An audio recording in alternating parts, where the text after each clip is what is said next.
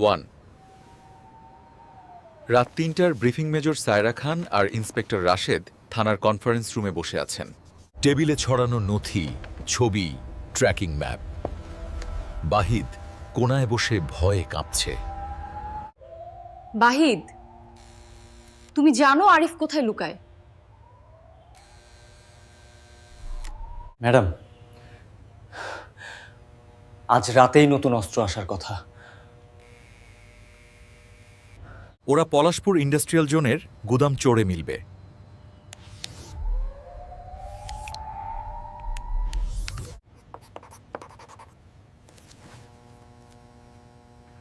তাহলে আজ রাতেই অপারেশন? সায়রা বললেন না, কোনো তাড়াহুড়ো নয়, ওদের ভেতরে অনুপ্রবেশ করব। আরিফকে জীবিত চাই, সামনে বড় চক্র আছে। বাহিদ কাঁপতে কাঁপতে বলল, ম্যাডাম আমি গেলে ওরা আমাকে দেখে ফেলবে। তুমি যাবে না।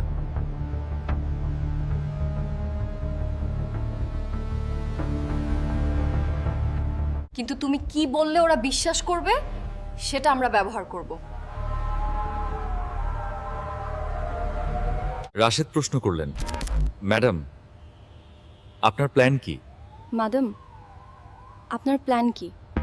সায়রা টেবিলে একটি ছবি রাখলেন। একজন মুখোশধারী অপারেটিভ চক্রের নতুন সদস্য সেজে ঢোকার পরিকল্পনা। এই লকটা ঢুকবে।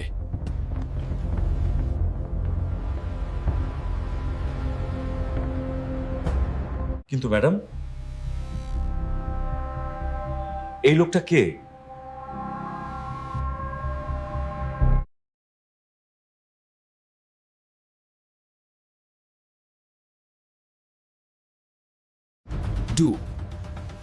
সায়রার ছদ্মবেশ 1 ঘন্টার মধ্যে সায়রাকে পুরোপুরি ভিন্ন রূপে প্রস্তুত করা হলো। মুখের অর্ধেক ঢাকা মাস্ক,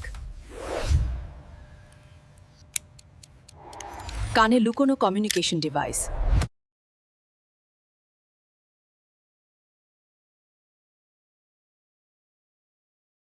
সায়রা হালকা হাসলেন। ঝুঁকি না নিলে সত্য সামনে আসে না। রাশেদ গাড়িতে উঠতে উঠতে তিনি বললেন, ওরা যদি আঁচও করে আমি আর্মি। তোমরা শুধু একটা জিনিস করবেই, গ্রাউন্ড লেভেল ব্লক করো, কিন্তু গুলি ছুড়বে না।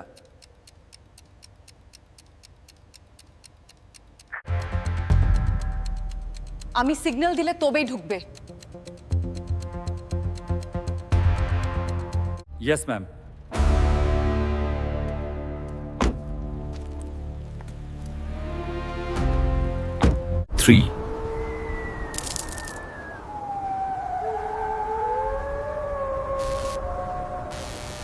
একটা ভাঙাচোরা রাস্তা, হালকা কুয়াশা, দূরে আলো ছায়ায় ভয়ানক নীরবতা।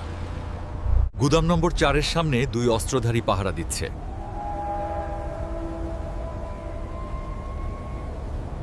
থাম।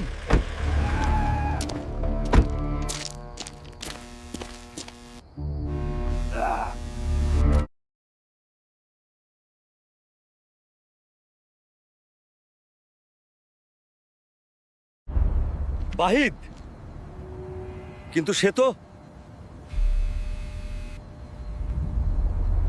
বেশি কথা না, লোড এসেছে কিনা দেখাতে এসেছি। ওরা সন্দেহ করলেও আভ্যন্তরীণ চক্রে বাহিদের নাম এখনো চলছে, তাই তাকে ভিতরে ঢুকতে দিল।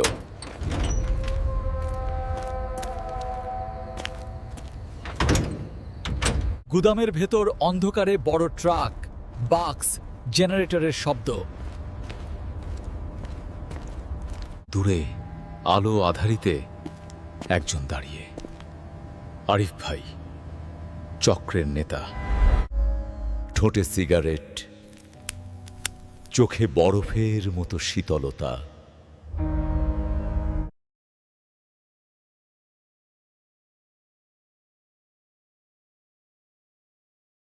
নতুন গোপন কাজ করি,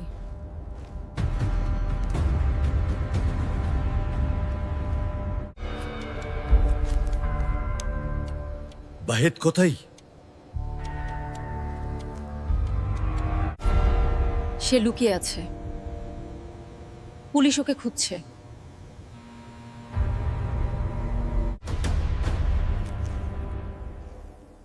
সে বলেছে আই অস্ত্র ট্রান্সফারের কথা।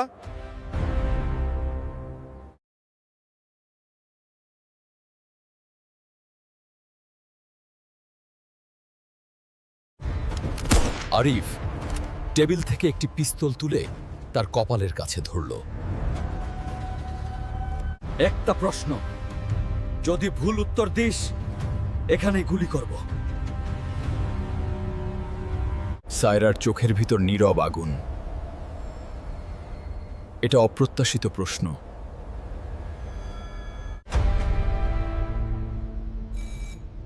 বস, ঠিক, বাহিদ কখনো কাউকে স্যার বলে না। কিন্তু সায়রা বুঝলেন এটা পরীক্ষা ছিল এবং পরীক্ষা এখনো শেষ হয়নি। 5 গোপন সত্য। আরিফ আসলে সন্দেহ করেছে। আরিফ সিগারেট ফেলে দিল। ওরা বলে বাহিদ আজ রাতে পুলিশের হাতে ধরা পড়েছে। তুই বলছিস সে লুকিয়ে আছেড়া ছেড়া, মানে তুই মিথ্যে বলছিস।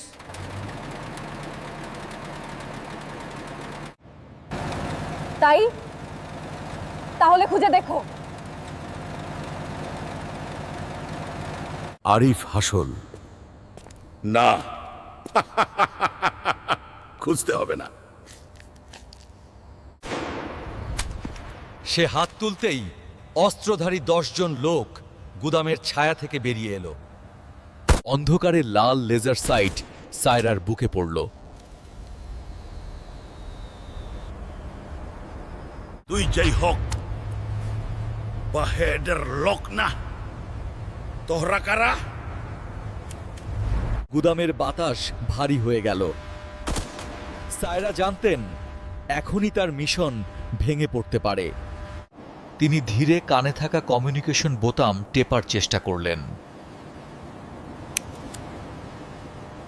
এতটুকু নড়বি না, নয়তো মরবি। 6 রাশেদের টিম বিপদে পড়ে বাইরে। ইন্সপেক্টর রাশেদ সিগন্যালের অপেক্ষায় আছে। হঠাৎ তারা লক্ষ্য করল গুদামের ভিতরে ওয়াইফাই ও রেডিও সিগন্যাল ব্লক হতে শুরু করেছে। নায়ের সিগন্যাল জ্যামার।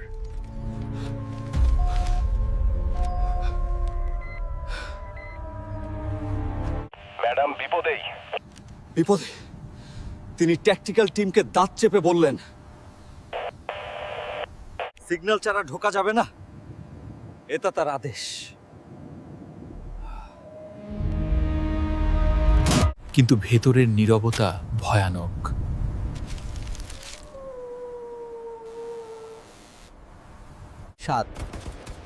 চূড়ান্ত টুইস্ট আটবার 10। সায়রার চালগুদামের মাঝে দাঁড়িয়ে সায়রা স্থিরভাবে অবস্থা বুঝলেন। তার হাতে অস্ত্র নেই, চারদিক থেকে সাইট লক। কিন্তু ওরা ভুল করেছে। ওরা ভেবেছে তিনি একা।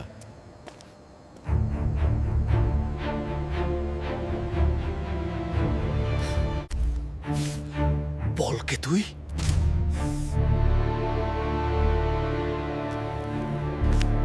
সায়রা মুখোশ খুলে বললেন, সায়রা খান, বাংলাদেশ আর্মি।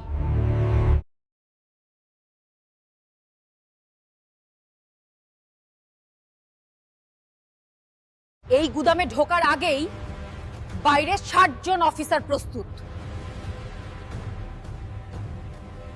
এই তো, কিন্তু তোদের সিগন্যাল তো বন্ধ।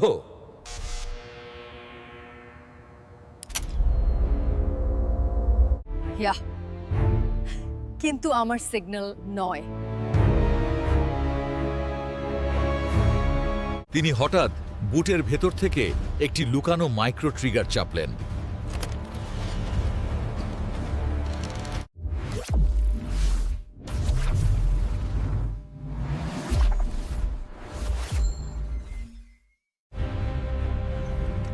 মাত্র 0.2 সেকেন্ডে সিগন্যাল চলে গেল অপারেশন ইউনিটে। 8 বাহিরে বিস্ফোরণ, টিমের প্রবেশ বাইরে, রাশেদের রিসিভার বিপ করলো। টিম, এটাই signal, go!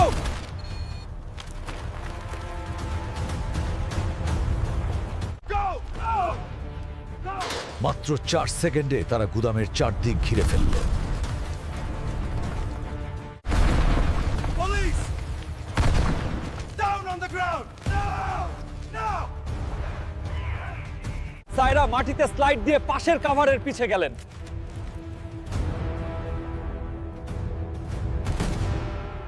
Leader target is Arif, fire controlled.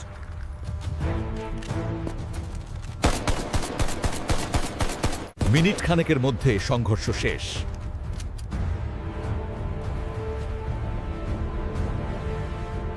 Arif পালানোর চেষ্টা করছিল, কিন্তু সায়রা তাকে ট্যাকল করে মাটিতে ফেলে দিলেন। শেষ হলো। আরিফ,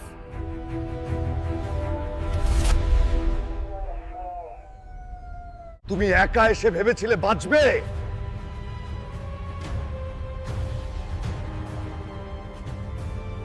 একজন নারীকে সাধারণ ভাবা, এটা তোমাদের প্রথম ভুল।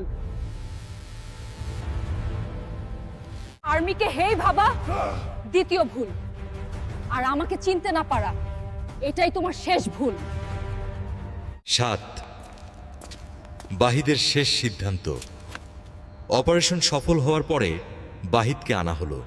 সে কাঁপতে কাঁপতে আরিফকে দেখে মুখ ঢাকল।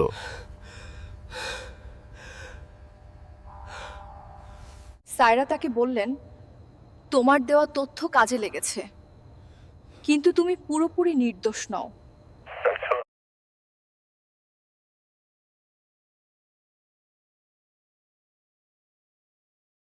কিন্তু যদি সত্যিকারের পরিবর্তন চাও, কারাগারের ভেতর থেকেই শুরু হবে।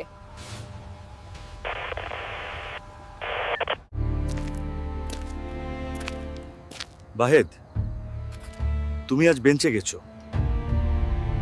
কারণ তোমার ভুল স্বীকার করেছিলে।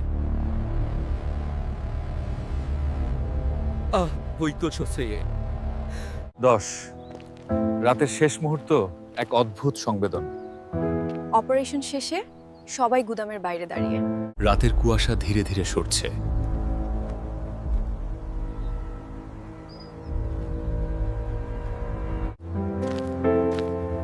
ম্যাডাম, আজ আপনি যদি না ঢুকতেন, এই চক্র কখনো ধরা পড়তো না।